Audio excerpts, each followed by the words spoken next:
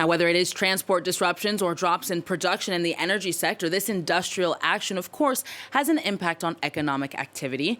For more on this, then, we'll speak now to Charles Pellegrin, our business editor here at France 24. Charles, France has a long tradition of labor mobilization, of course. So what has been the economic impact of previous strikes here? Well, a number of people and think tanks have looked into this, and there is data available, mainly by comparing economic activity in days where there are strikes with days when there aren't. And a study by ING and another by Aster finds that while there can be a clear drop in economic activity during the period of mobilization, that drop is often immediately compensated for the following quarter. For instance, the 3-week movement against the pension reform proposed by Alain Juppé in November 1995 led to a 0.2% drop in GDP that quarter, which was immediately offset the next. And the same goes for the movement that took place in November 2007.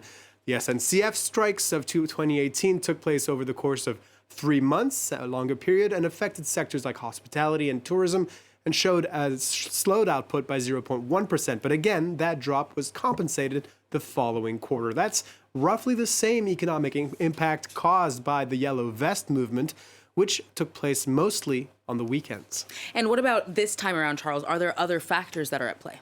Well, there are a couple of mitigating factors this time around. This is the first major labor mobilization taking place since the pandemic and the changes it brought on to work culture. So the ability to shift into work from home mode could potentially make up for transport disruptions, for instance. Another thing to keep in mind is that the fact that all this is happening at the time when economic activity is slowing down for other reasons anyway. So unless this mobilization goes on for much longer, its impact could remain limited. And then there are other arguments that people make, but that are extremely difficult to quantify. The studies on this topic show it's extremely complicated to calculate the impact of strikes on foreign investments in France.